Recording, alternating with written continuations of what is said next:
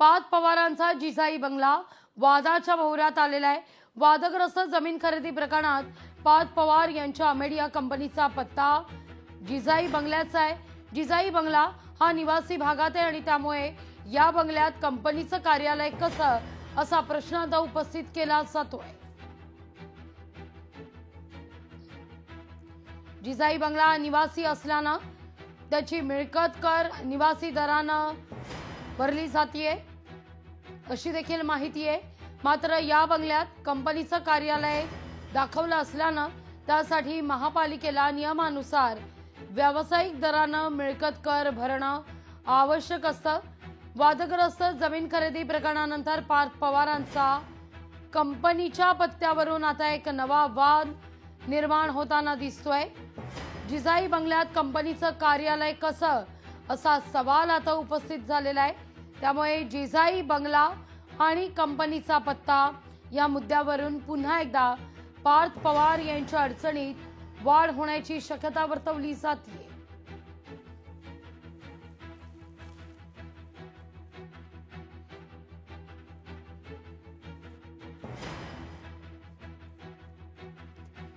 या सगळ्याविषयी अधिक माहिती घेण्याकरता थेट जाऊया आपले प्रतिनिधी चंद्रशेखर भांगे यांच्याकडे। चंद्रशेखर, मुळात आधी हे सगळं प्रकरण काय?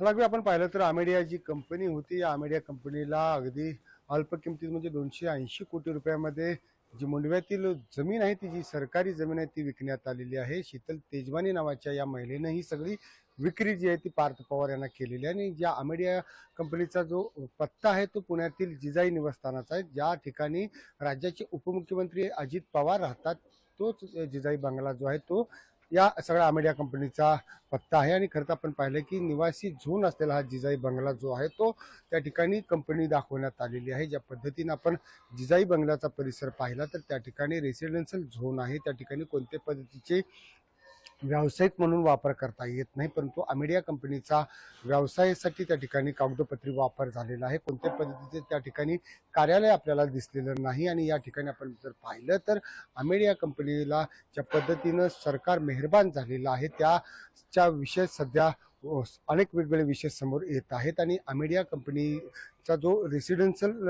आणि शासकीय अशा दोन वेगवेगळे जे नियम आहेत ते नियम या अमेडिया कंपनीला लागू आहेत का असा सवाल देखील नागरिक उपस्थित करताना दिसत आहेत। एकंदरीत आपण जर पाहिलं तर 1955 पूर्वी ही जी जमीन होती ती महार वतनाची होती। त्यानंतर या जमिनीचा जो मालक आहे तो मुंबई सरकार म्हणून आहे, म्हणजे अर्थात ही शासनाची जमीन आहे। आणि शीतल तेजवानी ही जी पिंपरी चिंचवडीतील क्रिमिनल महिला आहे तिच्या विरोधात यापूर्वी देखील अनेक गुन्हे दाखल आहेत। या शीतल तेजवानीनं काही पॉवर ऑफ पॅटर्नी घेऊन ही जी जमीन आहे याची विक्री केली होती। या प्रकरणात आता 3 जणांविरोधात हिंजवडी बावधन पोलिसांमध्ये गुन्हा देखील दाखल करण्यात आलेला आहे। परंतु एकंदरीत आपण जर पाहिलं तर हा जो मूळ विषय आहे, ज्या ठिकाणी कंपनीचं कार्यालय दाखवण्यात आलेलं आहे तो रेसिडेन्शियल झोन आहे, तिथं कोणत्याही पद्धतीचं कार्यालय नाही, परंतु अमेडिया कंपनीचं कार्यालय हे जिजाई बंगल्यामध्ये दाखवण्यात आलेलं आहे। मुळात चंद्रशेखर, या निमित्ताने एक असा सवाल उपस्थित होतोय, हे आताच का अशी सगळी प्रकरणं बाहेर येताना दिसत आहेत? काल सुद्धा जर आपण पाहिलं तर पार्थ पवार यांच्याविषयी मात्र जमीन घोटाळ्याचा मुद्दा असू दे तो देखील काल उपस्थित करण्यात आलेला होता। त्यानंतर या सगळ्यात गुन्हा दाखल करण्यात आला, पण त्याच्यातून पार्थ पवार यांचं कालांतरानं नाव काढण्यात आलं।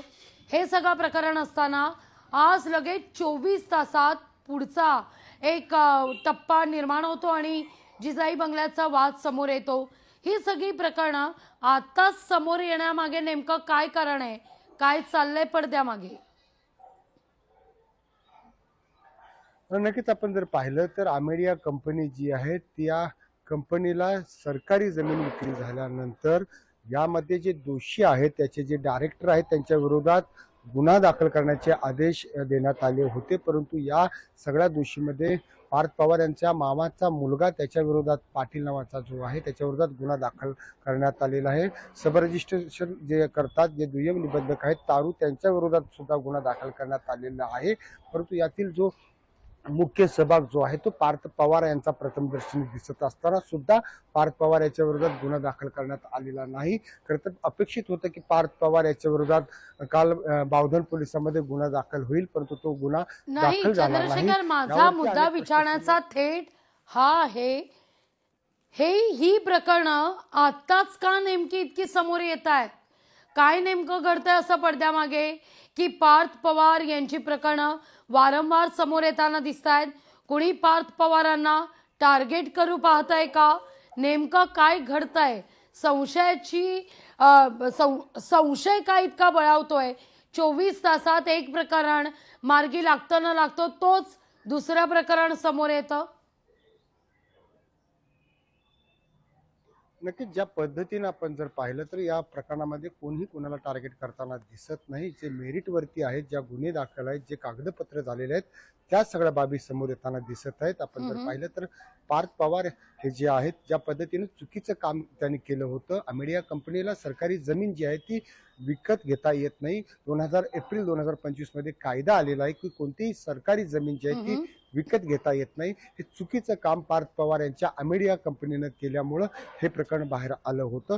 चुकीच्या कामावर झाल्यामुळेच या प्रकरणातील जे डायरेक्टर त्यांच्या विरोधात गुन्हा दाखल झाला. आणि आता जर दुसरा आपण विषय जो सांगताय जो जिजाई बंगल्याचा, हे चुकीचंच काम आहे. ज्या पद्धतीनं एखादं जे कार्यालय असतं ते रेसिडेन्शियल जे निवासी क्षेत्र आहे त्या ठिकाणी उभारलं जात नाही. त्याचे निकष वेगळे आहेत, त्याचे जे कर आहेत ते वेगळे आहेत. महापालिकेला याला स्वतंत्र कर भरला जातो, त्यासाठी एक वेगळी निविदा आहेत, वेगळं त्यासाठी नियम आहेत. हे सगळे नियम डावलून जे आहेत ते पार्थ पवार यांनी पुण्यातील जिजाई बंगला जो आहे त्या ठिकाणी कार्यालय असल्याचं त्यांनी जे खरेदी खत केलेले कागदपत्र आहेत त्यामध्ये समोर आलेले आहे. त्यामध्ये सगळं हे नमूद आहे. त्यामुळे जर आपण पाहिलं तर ज्या पद्धतीने चुकीच्या गोष्टी या सगळ्या सुरू आहेत, या चुकीच्या गोष्टी समोर आणण्याचं हे सगळं काम जे आहे ते आता सध्या माध्यम पुण्यामधून करताना दिसत आहेत. बागी निश्चित चंद्रशेखर, धन्यवाद तुम्ही दिलेल्या एकूणच या सविस्तर माहिती करता.